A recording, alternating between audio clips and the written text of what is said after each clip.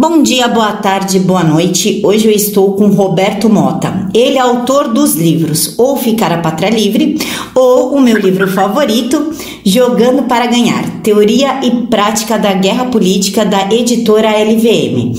Mas ele não é só escritor não, ele é professor, empreendedor, também foi um dos coordenadores da transição do governo Witzel, governo do Rio de Janeiro, mas também foi secretário de Estado na Secretaria do Conselho de Segurança. Professor, fala um pouquinho mais sobre o seu currículo, que é impressionante.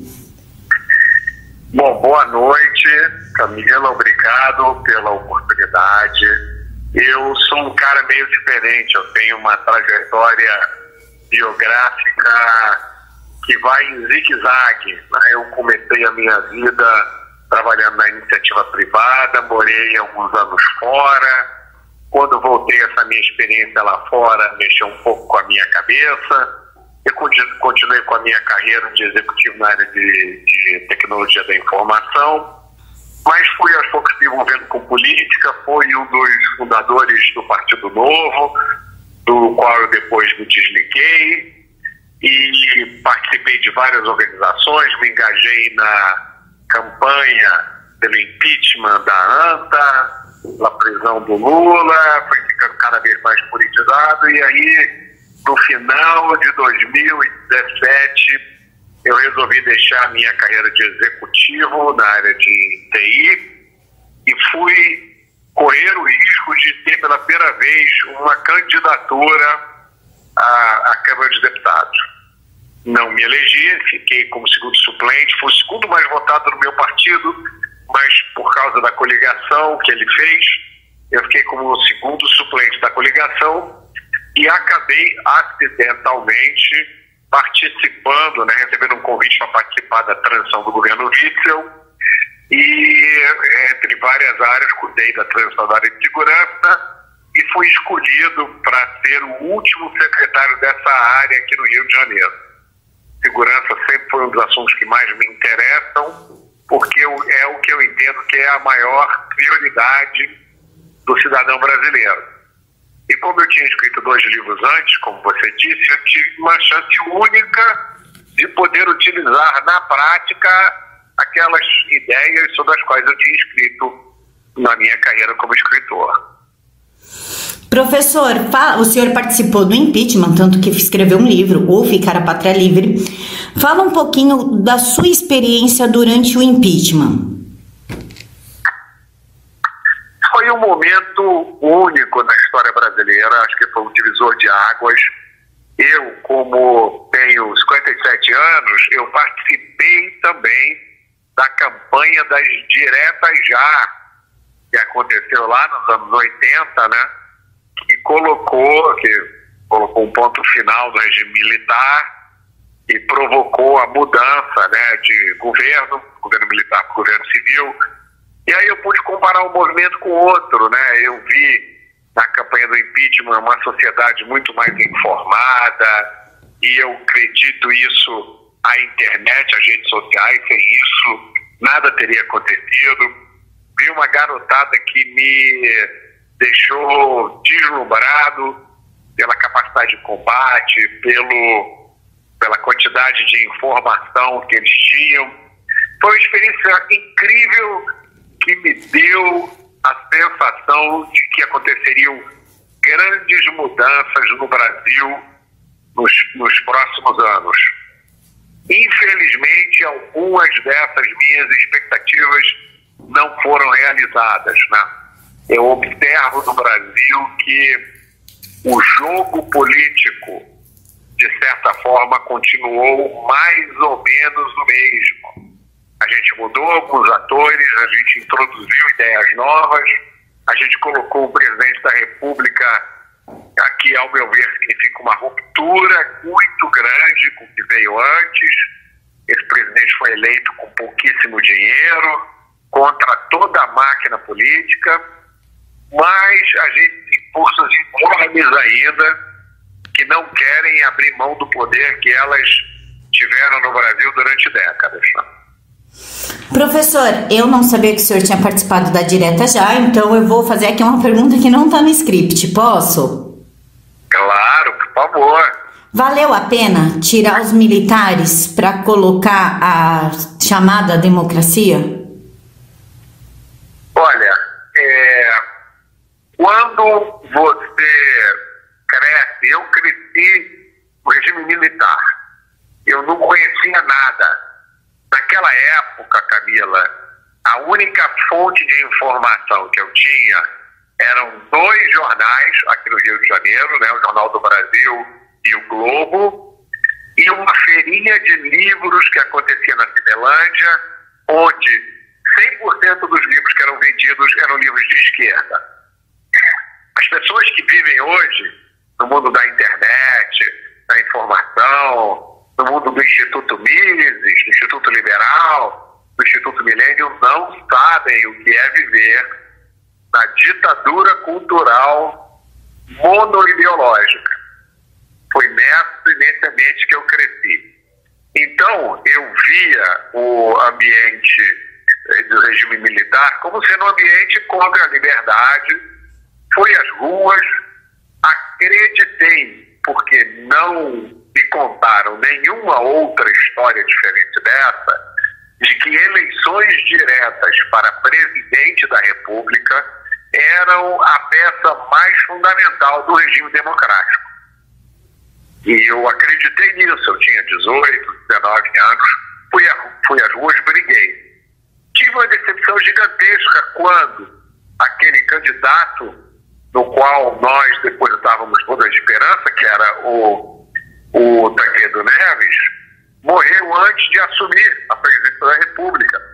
E quem assumiu foi José Sarney, o representante daquilo que havia de mais atrasado no Brasil. E aí, quando chegou o fim do governo do José Sarney, houve uma disputa, né, entre todos os grandes políticos da época, que culminou no enfrentamento final entre Collor e Lula. Quando eu vi aquilo ali, Camila, eu resolvi o seguinte: o Brasil não tem chance de dar certo. Porque o Collor, na minha opinião, na época, eu olhei para ele e disse: esse cara é um escroque, é um vigarista.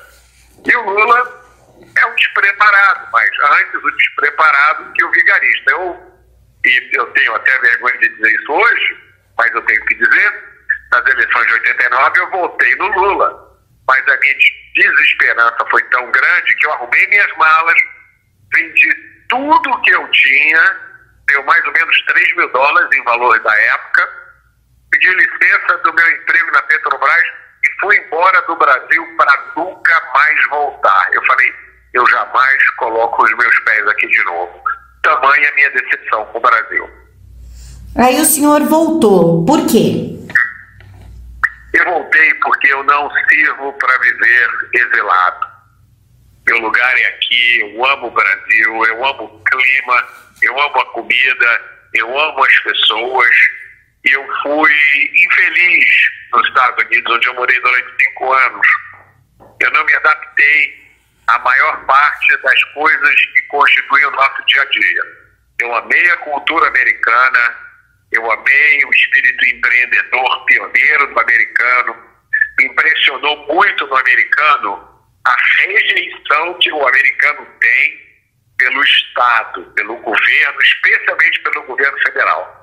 O americano tem uma convicção inata de que ele sozinho vai resolver a sua vida, e quanto menos interferência do governo, melhor. Isso para mim foi uma surpresa assim fenomenal. Mas eu não aguentei o frio, eu detestei a comida americana e achei a sociedade americana muito fria, não tem essas relações calorosas que a gente tem. E a minha família ficou toda aqui, então eu resolvi voltar por causa disso. O pessoal fala, né, que não tem povo mais caloroso e amigável do que o brasileiro, né? Eu não conheço nenhum outro. Professor, agora está vindo à tona um termo que o senhor esmiuça muito bem no livro. Eu já li o seu livro em torno de 5 vezes, já tenho ele praticamente decorado. E o senhor domina demais o tema. Inclusive, é um livro que eu acho, eu já recomendei diversas vezes no meu Twitter, que devia ser de cabeceira. Para evitar problema, para evitar o pessoal, sabe, fazer bobagem sem estudar a estratégia do jogo. Afinal, o que é a guerra política, que algumas pessoas estão começando a utilizar esse termo como água? Então, guerra política, Camila, é uma forma, eu acho, a forma mais objetiva e direta de você descrever o que acontece na nossa cena política. Tá? Na cena política de qualquer país, inclusive na do Brasil, você tem pessoas bem intencionadas, você tem picaretas, você tem malfeitores, você tem profissionais da política, mas o que muita gente no Brasil tem dificuldade de entender é que se trata de uma guerra. Não é um lugar idealizado, onde você vai com as suas melhores intenções do coração aberto, dando as mãos aos outros para construir um mundo melhor. Né? Isso não existe. A cena política é uma arena onde se disputa o poder. Existem algumas técnicas que são apropriadas para essa disputa de poder. Veja, você pode disputar o poder por razões boas, você pode disputar o poder por razões más. Isso é independente da técnica que você vai usar para entrar na disputa pelo poder. Durante muito tempo, nós fomos educados no Brasil, e a minha geração foi educada assim, com o entendimento de que a democracia é um paraíso. Que no momento em que a gente chegasse na democracia, onde todo mundo pudesse votar, onde qualquer um pudesse ser candidato, que tudo ia se resolver nela. Porque todo mundo ia apresentar as melhores ideias, as pessoas iam se unir em torno dos melhores ideais. E o que a gente descobriu, não só no Brasil, mas no mundo inteiro, é que a democracia é um sistema falho, né? O Churchill já disse, a democracia é o pior sistema que existe, à exceção de todos os outros. A democracia, especialmente a democracia republicana, com o voto universal, ela tem se mostrado um sistema imperfeito. E muita gente, muitos estudiosos, argumentam que uma das grandes questões da democracia é que todo mundo tem um voto e os votos têm o mesmo valor. Então, o seu voto, que é o voto de uma pessoa instruída, educada, consciente, tem o mesmo valor de um sujeito que está vendendo o voto dele para conseguir um cargo em alguma administração. Então, o resumo disso tudo é o seguinte: para quem está com a motivação correta, para quem quer efetivamente contribuir para uma sociedade melhor, para um mundo melhor, é fundamental entender que se trata de uma guerra política e que existem algumas técnicas que precisam ser entendidas e aprendidas, porque senão, Camila, as pessoas do bem perdem na largada para a turma do mal. E professor, qual que é a influência da mídia para manipular essa guerra, para potencializar ou diminuir o que deveria ser potencializado? Eles têm toda uma estrutura de manipulação. Qual que é a influência da mídia nisso? A influência da mídia é gigantesca. E aí é preciso a gente entender alguns aspectos. O primeiro é que a mídia, no mundo inteiro, tem sido historicamente dominada por um discurso de esquerda. Então, a gente tem que saber já de cara isso, né?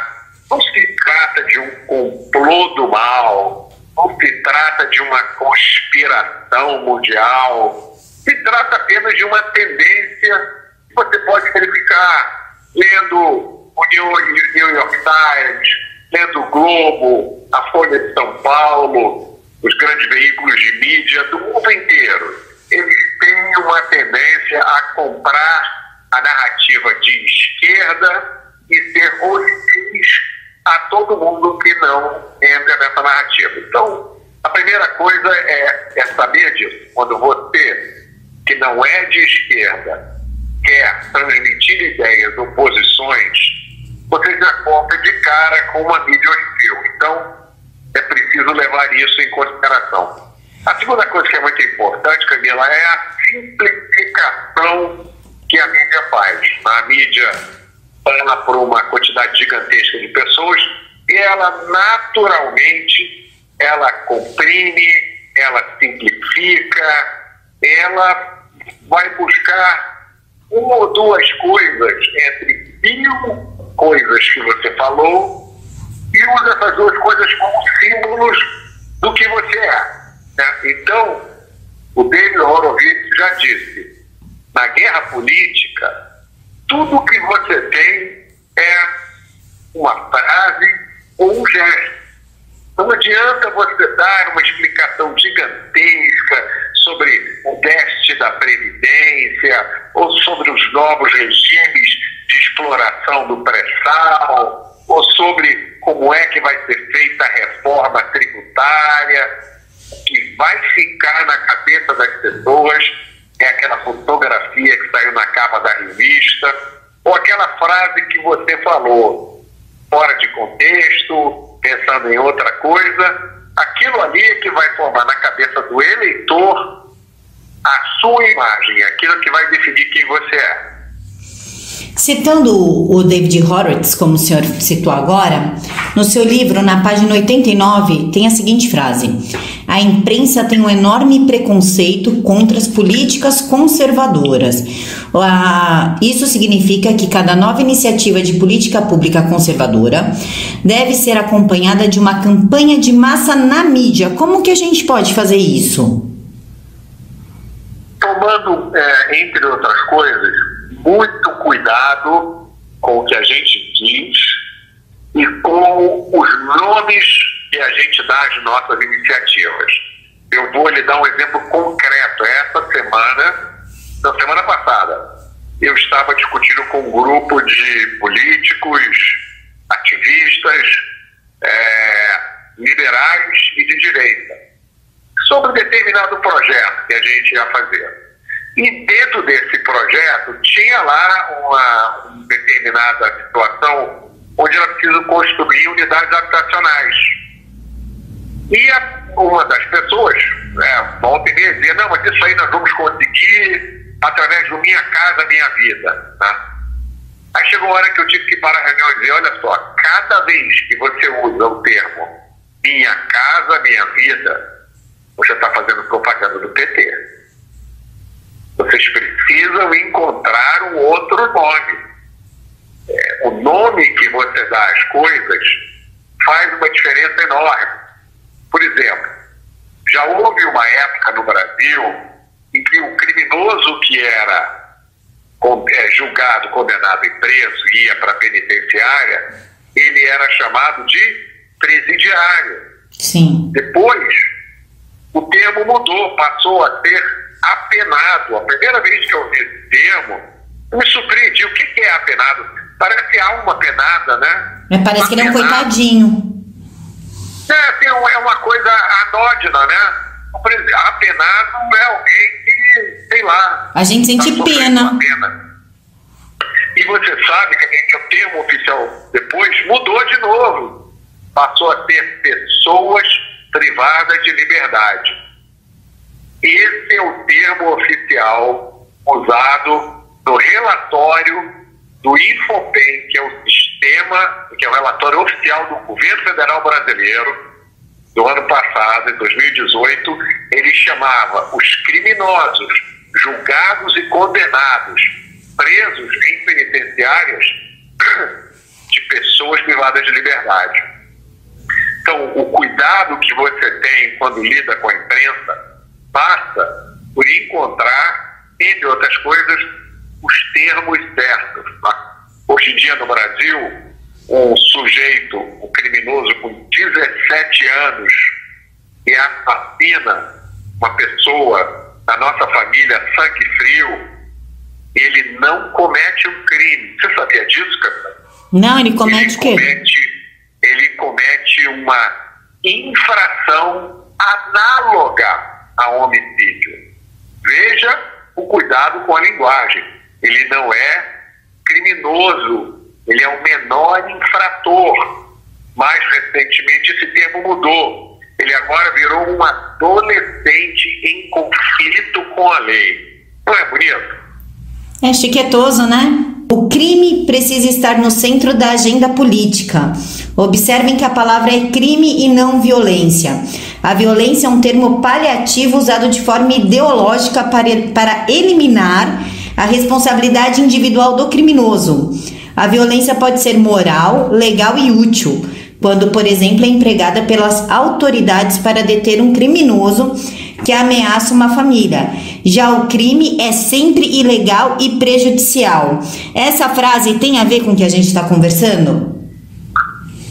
Tem tudo a ver. Isso é uma das coisas que eu mais repito, porque ao longo de muitos anos nós fomos doutrinados que é comum eu estar no WhatsApp, ou fazendo uma apresentação, ou numa reunião, e alguém diz: ah, meu Deus, eu não aguento mais a violência. E aí eu sou obrigado a corrigir. Não é violência, você não aguenta mais crime.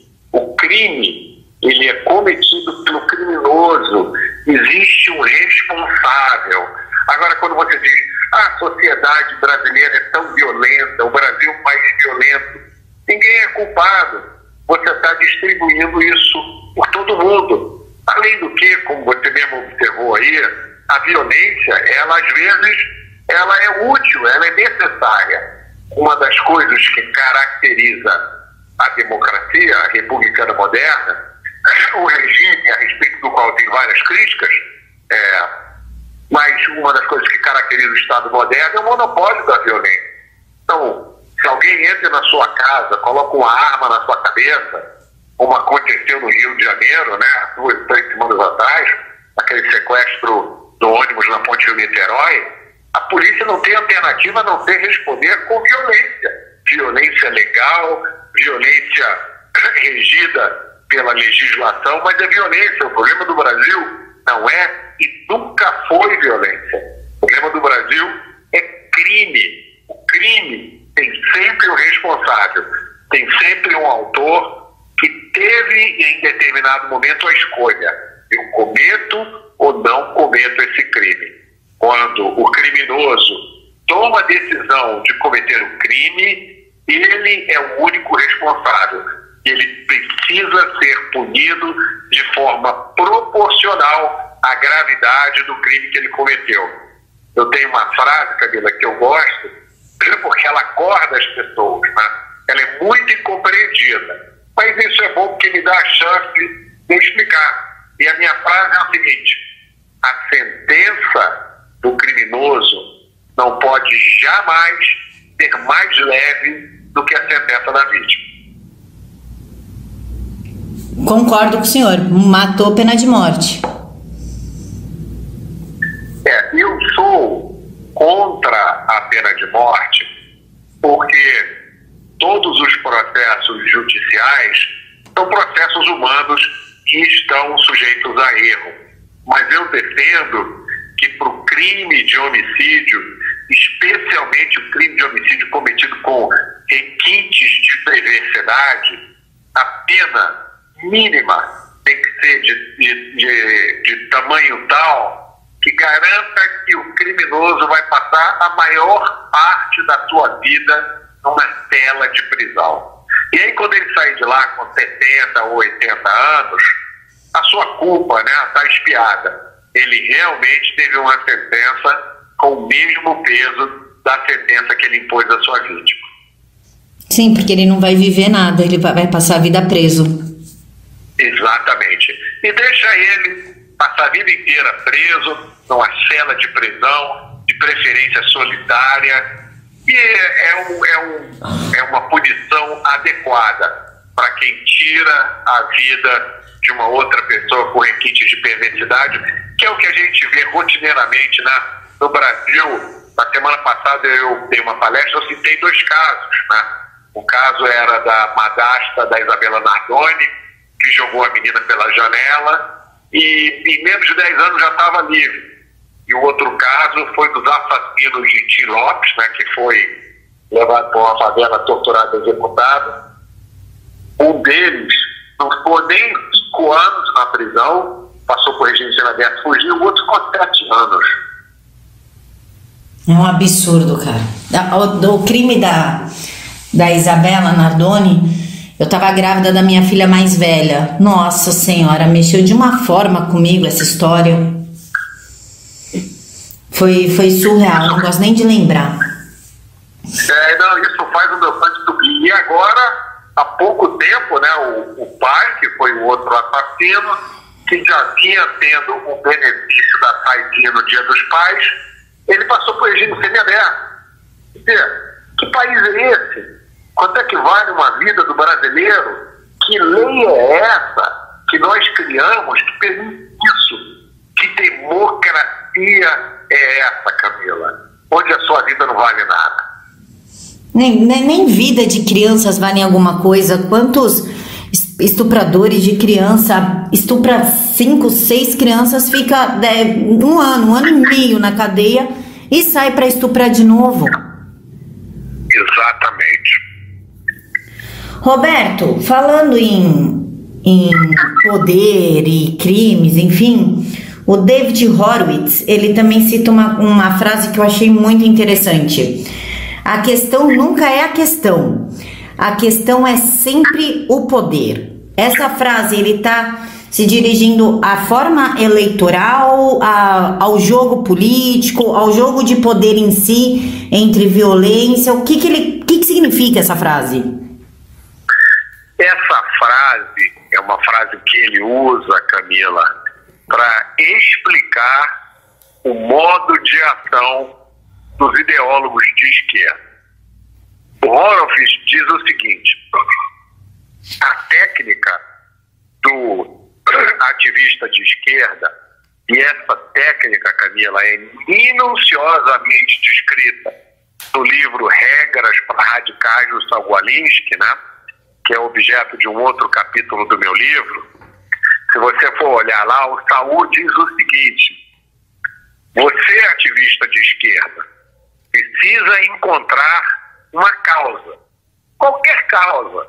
Pode ser, por exemplo, saneamento, pode ser os animais domésticos do seu bairro que estão sendo maltratados, pode ser coleta de lixo, pode ser o feminismo, não importa.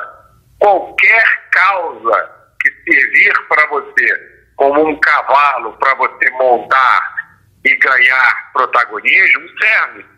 Então, o David Horowitz resume isso dizendo isso. A questão feminismo, preconceito, meio ambiente, lixo, a questão nunca é a questão. A questão é sempre você usar aquela pauta como forma de conseguir chegar no poder.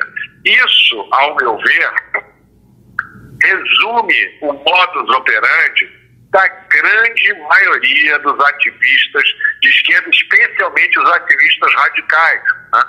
Eles não querem ajudar a melhorar o meio ambiente, nem promover os interesses de determinado grupo ou de determinada etnia. Eles só querem usar aquela causa como uma forma de chegar ao poder. Professor, falando em Saul Alinsky, que eu já ia entrar nele agora, tem uma frase dele no livro, na página 97, que é o seguinte: democracia não é um fim em si mesmo, mas apenas a melhor forma de atingir determinados valores. Isso é considerado o manual de trabalho dos ativistas radicais de esquerda, o livro dele. O que ele quis dizer com essa frase? Como democracia não é um fim, o que é um fim, então? O fim para o Saul Alinsky é conseguir a dominação da sociedade, é o poder. Então ele ensina aos ativistas radicais inúmeras técnicas, inúmeras estratégias para que os ativistas radicais atinjam o objetivo de chegar ao poder, né? E aí na cabeça do Saul Alinsky está aquela mesma coisa doida da justiça social, né? Daqueles que têm bens versus os que não têm bens, né? Que o Saul Alinsky chama dos haves e dos have-nots. Né? Então, a burguesia, o Saul Alinsky prepara os seus ativistas para que eles conquistem o poder. E essa frase, Camila, é uma frase que você escolheu, é uma frase engraçada, porque em determinados pontos do livro do Saul Alinsky, e esse é um deles, eu até concordo com o que ele diz, por razões diferentes. Né? O Saul Alinsky, ele tem a característica de ser um cara muito inteligente. Né? Então, ao longo do livro dele, você vai, em determinados momentos, ler o que ele diz e pensar, poxa, não, realmente ele tem razão. Só que ele tem razão nisso não é na direção do objetivo que ele pretende, né? Mas numa outra direção. Então eu concordo com ele que as democracias não podem ser um fim em si mesmas, né? E durante muito tempo no Brasil, e a minha geração aprendeu isso, que no momento em que a gente chegar na democracia, tudo vai ser resolvido. Né? Aí a gente chegou na democracia, a nossa democracia criou uma Constituição doida, né? Que é a Constituição de 1988, que o Roberto Campos define muito bem, né? Como uma mistura de dicionário de utopia com catalogação minuciosa do efêmero. E foi uma democracia que nos gerou, fez com que nós herdássemos 60 mil homicídios por ano, né, um número incalculável de assaltos, um sistema de justiça criminal que não funciona, um aparato fiscal incompreensível, um sistema de orçamento de governo que faz com que 94% do orçamento já seja comprometido de cara, né? Quer dizer, o governo, você foi eleita presidente amanhã, você só consegue ter qualquer decisão sobre 6% aproximadamente do orçamento, porque todo o resto já está comprometido para pagar despesas, né? Então, que democracia é essa? Para que serve essa democracia, né? Para você de 2 em 2 anos ir lá e colocar um voto na urna, um voto que você vai dar não para a pessoa que você acha que é melhor, mas para um dos candidatos que já foi pré-selecionado por um partido sobre o qual você não tem praticamente nenhuma ingerência, né? Ele fala também da centralização do poder, inclusive da arte de comunicação. E a gente sabe que ele é um exímio dominador da arte da comunicação, tanto que ele conseguiu quebrar aquele estereótipo do cara radical, incendiário. A gente já vai ficar pro final só para deixar o pessoal curioso, que são as dicas que ele dá, né? As 12 dicas que ele dá. Essa arte da comunicação, a esquerda, ela tem um total domínio, tanto que ela entra em comunidades e consegue desenvolver um trabalho lá por dentro. Os liberais e conservadores não possuem a mesma artimanha. Como que a gente consegue adentrar nesse espaço e dominar essa narrativa pra gente? Olha, o Alinsky dá alguns conselhos muito bons, né?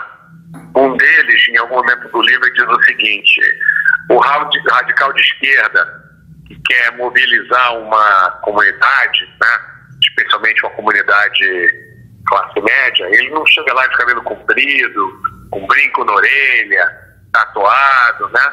Ele chega lá de terno e gravata, falando a língua que aquela comunidade fala, porque é assim que você consegue se comunicar e se integrar na comunidade. Esse radical, ele tem que entender quais são as causas que mobilizam aquela comunidade e não trazer com ele causas que ele queira impor naquela comunidade, né? Então, isso é uma coisa muito importante. Agora, a grande dificuldade, Camila, a grande desvantagem da direita, dos liberais, sobre os radicais de esquerda.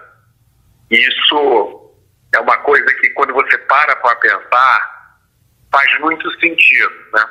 É que, geralmente, para o radical de esquerda, aquela atividade política é o ganha-pão dele. Se ele entrar numa disputa política e perder, ele perde o emprego, porque geralmente ele está empregado em alguma máquina política de alguém, né? Se ele não ganhar aquela eleição, ele não tem uma profissão para a qual recorrer para ganhar dinheiro. Então, para o ativista de esquerda, o ativismo dele é o ganha-pão dele. Então, quando ele entra numa disputa política, para ele é uma disputa de vida ou morte. Para o ativista de direita ou para o ativista liberal, muitas vezes esse cara é um profissional liberal, né? Ele é um médico, ele é um advogado, ele é um contador, ou ele é um microempresário ou um macroempresário. Então, ele entra naquilo ali como o sacrifício que ele faz em prol da comunidade. Mas se ele perder aquela eleição ali, tem problema não. Ele volta lá para o escritório de advocacia dele, ou ele volta lá para a empresa onde ele era o CEO, né? Isso é um fenômeno muito comum que você vê nos candidatos de direita, né? Especialmente em alguns segmentos, que tendem a ser pessoas abastadas. Então aquela briga não é uma briga de vida ou morte. Ele vai para aquilo ali, se ele perder aquela eleição, tudo bem. Enquanto para o cara de esquerda, para o oponente de esquerda, é uma briga de vida ou morte. O Saul Alinsky, ele fala também muito em criar uma causa, tipo gordofobia. Pega lá 10, 20 gordinhos e monta um grupo, sofremos preconceito pela sociedade, oh meu Deus, e eles fazem ONGs, eles começam um ativismo. Isso também é uma tática de dominação ensinada por ele, não é?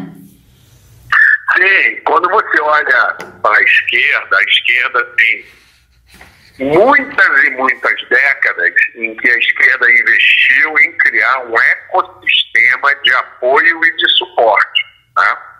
Que se reforça mutuamente. Então, só para dar um exemplo de uma área em que isso é gritante, né? Hoje, as principais estatísticas sobre criminalidade no Brasil são produzidas por ONGs de esquerda.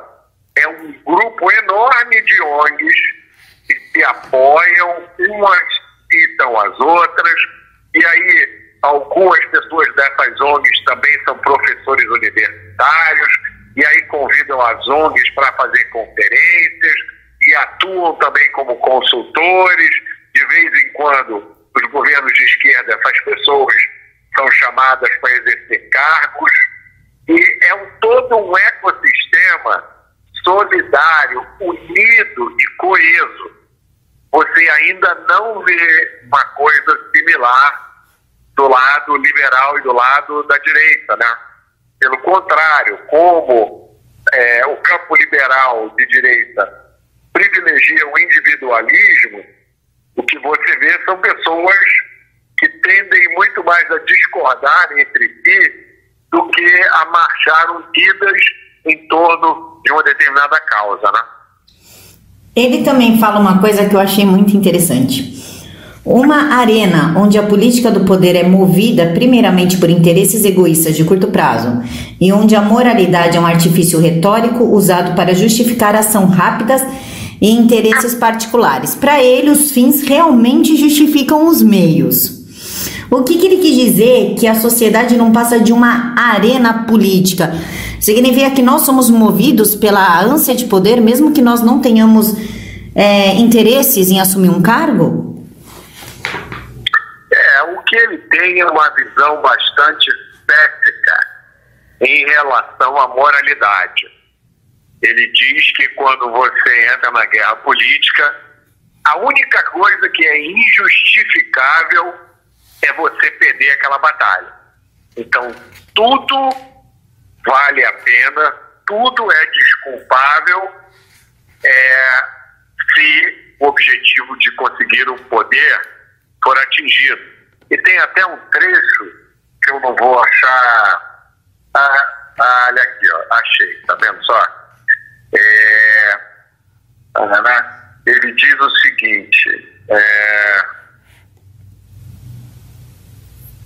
aqui, ó, ele diz o seguinte: a arena da vida é corrupta e sangrenta. Ao agir, nem sempre temos o luxo de poder tomar uma decisão que é, ao mesmo tempo, consistente com nossas consciências e com o bem da humanidade. É o bem da humanidade que deve nos guiar. Então, se você tiver que tomar alguma atitude para salvar o que você acha que é o correto, né, para ajudar a humanidade, mas aquela ação afrontar a sua consciência, por exemplo, se envolver corromper alguém, o que o Alinsky diz é o seguinte: esquece a sua consciência, vai pelo bem da humanidade, tá? Então, essa justificativa é ipsis literis a justificativa que alguns petistas davam quando eram pegos na corrupção, né? Eles diziam: não, mas essa corrupção foi só uma forma de conseguir o bem do Brasil, né? Pelo bem do partido, é pelo bem do Brasil. O Alinsky, ele também tem uma coisa muito interessante, está na página 111, que o senhor enumerou aqui, as 13 táticas que eu achei fenomenal. Se uma pessoa da direita, um liberal, pegar essas táticas e colocar em prática, nós conseguimos vencer essa guerra. O senhor pode dar uma explicadinha nessas táticas pra gente? Claro. Olha, você quer que eu leia todas as regras? Eu queria que o senhor lesse e explicasse os pontos principais delas, porque é muito interessante. Então, eu numerei aqui as 12, né, regras, não são mais de 12, mas são 13 regras. A primeira é: poder não é apenas o que você possui, mas o que o inimigo pensa que você possui. Isso é uma regra fantástica, especialmente quando você está na disputa eleitoral, tá? Você tem sempre que parecer maior do que você é.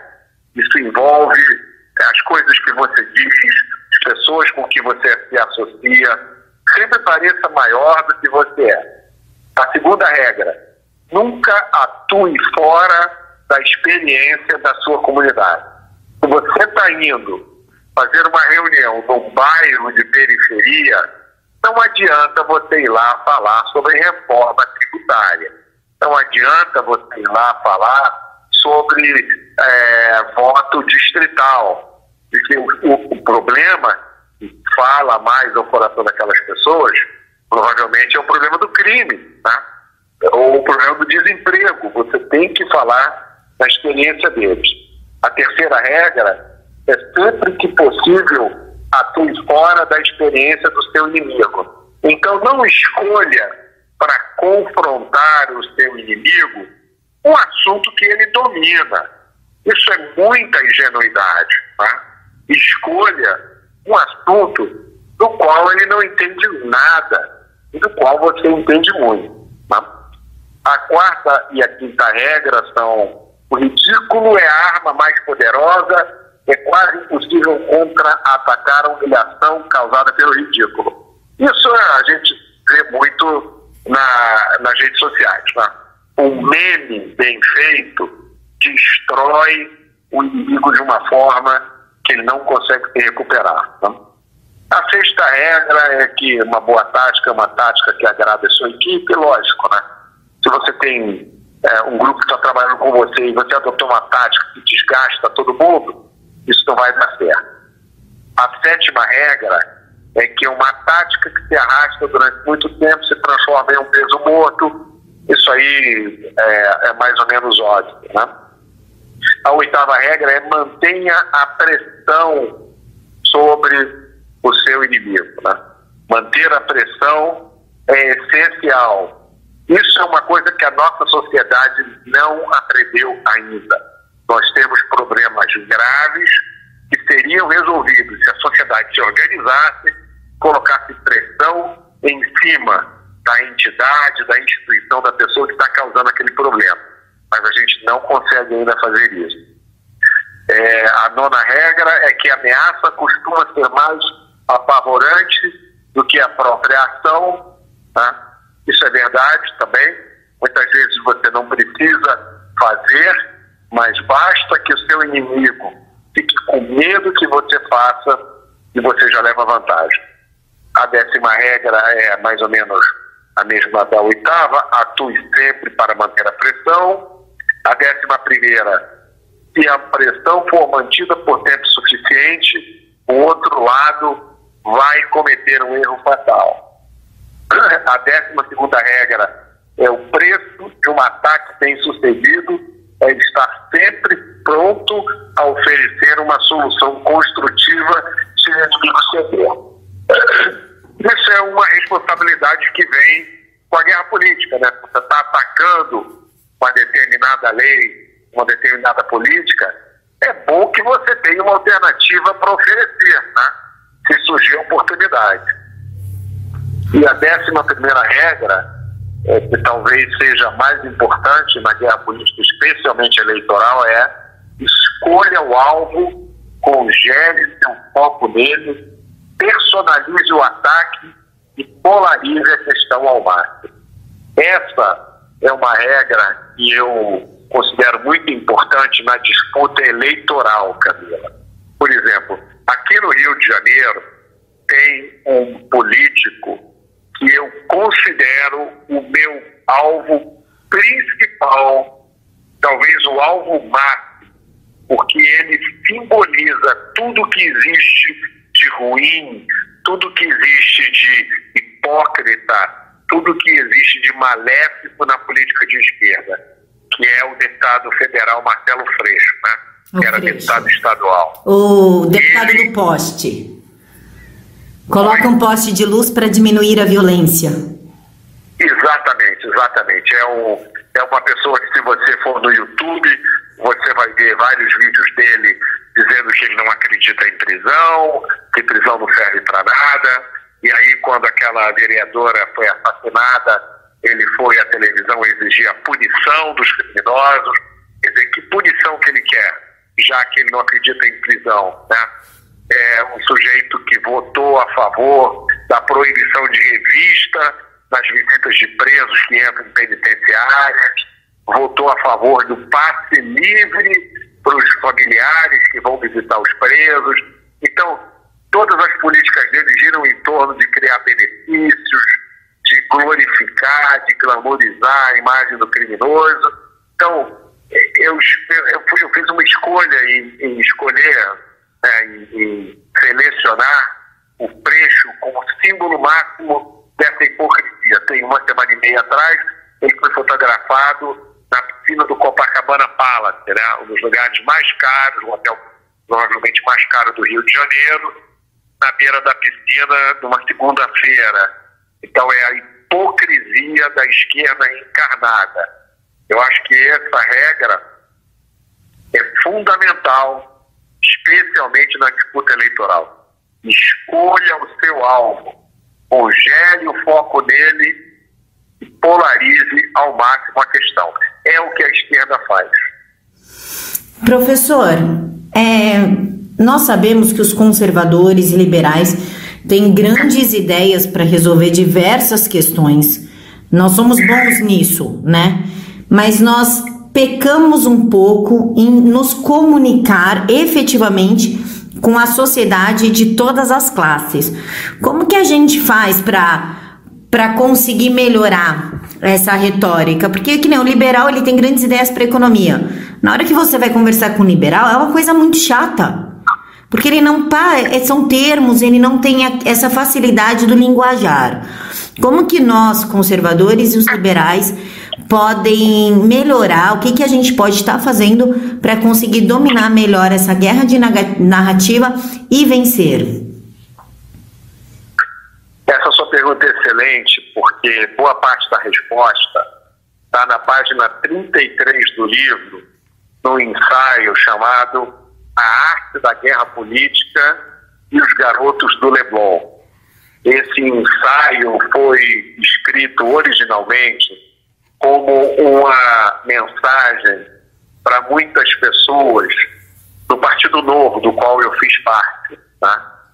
E que tem essa dificuldade no grau máximo. Eu me lembro, Camila, quando a gente começou a fazer as primeiras apresentações do Novo, né? Eu ia em busca dessa comunicação com a sociedade, com o cidadão comum.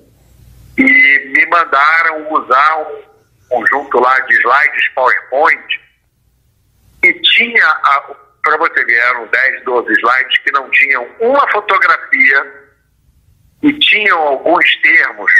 Eu acho que se você apresentasse para o Conselho de Administração de várias empresas brasileiras, muita gente não ia entender, né? Então, eu coloco aqui nesse meu ensaio, 99% dos eleitores brasileiros não sabem o que é tripé econômico, tripé macroeconômico, tá? Essas pessoas não sabem o que é pré-sal, as pessoas não sabem o que é reforma tributária. Se você não encontrar uma forma de dizer para elas que metade do que elas ganham é retirado delas pelo Estado na forma de impostos, você não vai conseguir conquistar o coração dela.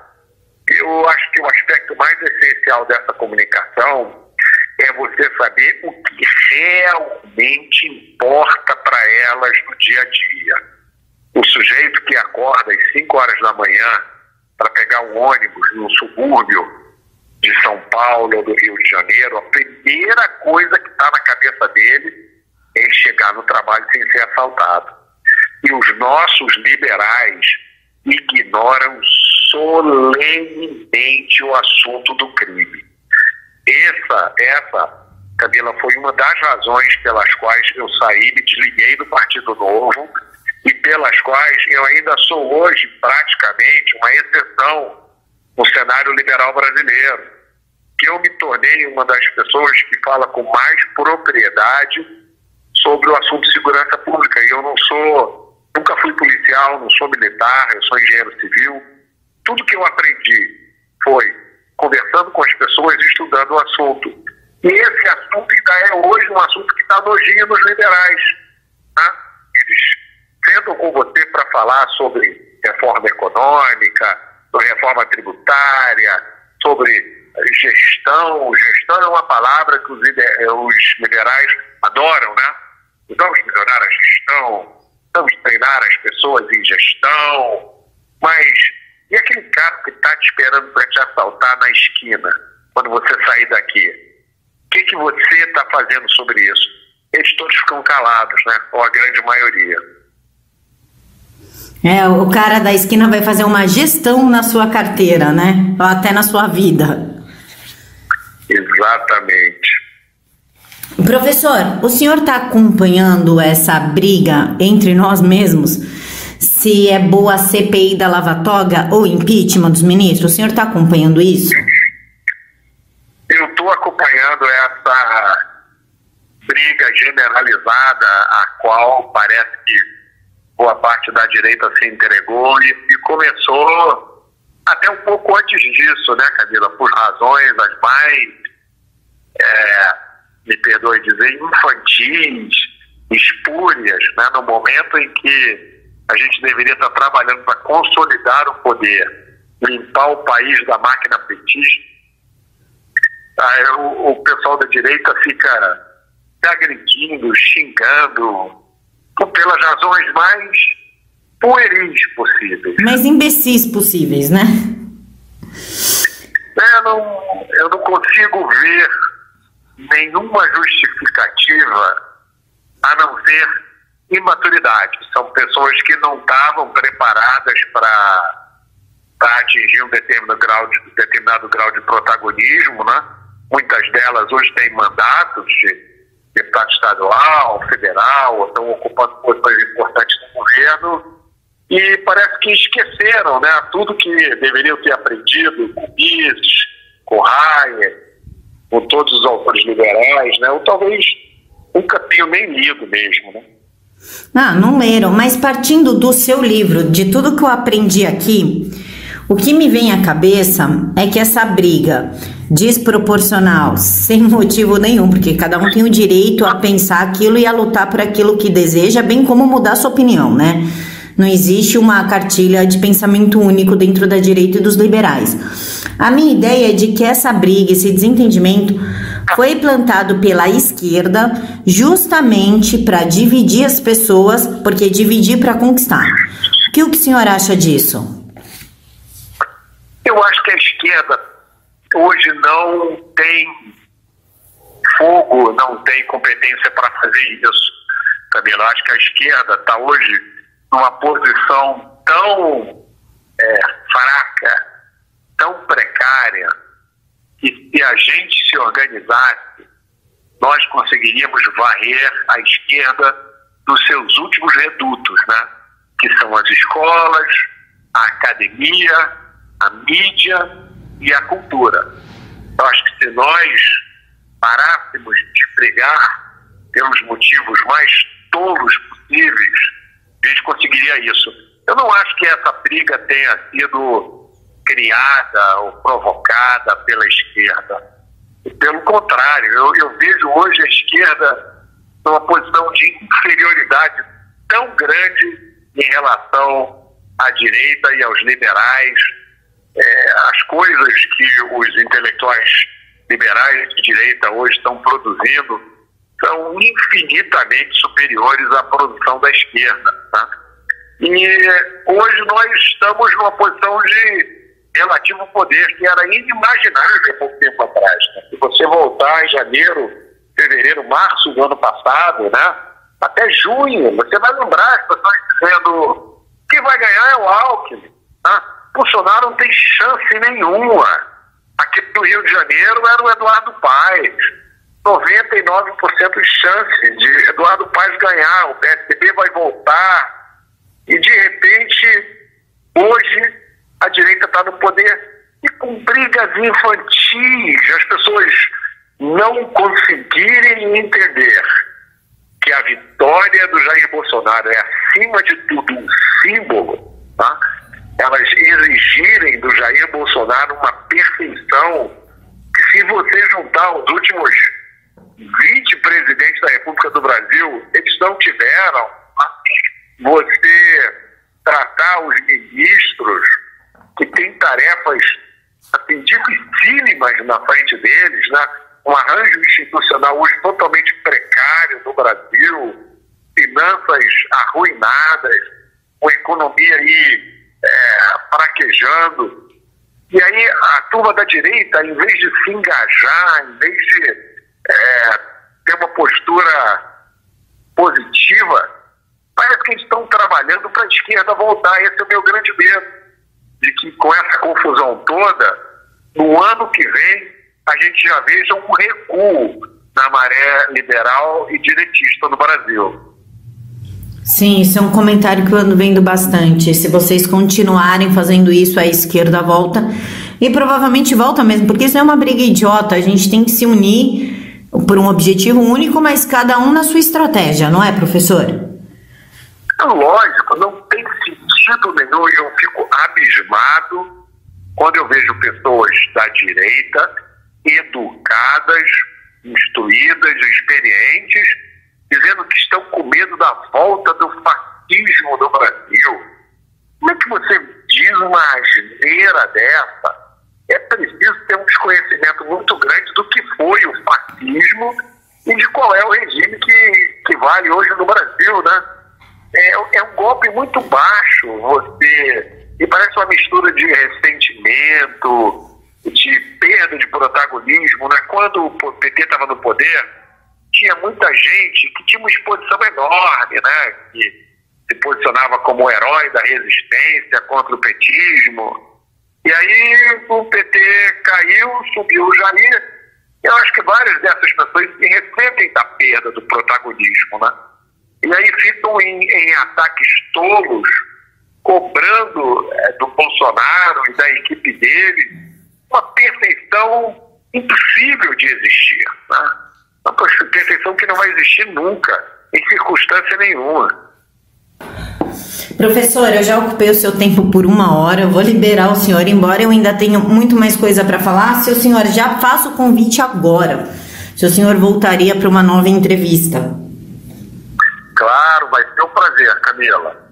O senhor quer falar suas considerações finais? Quero sim. Eu estou muito otimista em relação ao Brasil no longo prazo. Acho que a vitória que nós conseguimos, tirando o PT do poder, tirando aquela mulher, botando o Molusco na cadeia, essa é uma vitória histórica e profundamente simbólica. E ela tem um impacto muito grande no nosso futuro.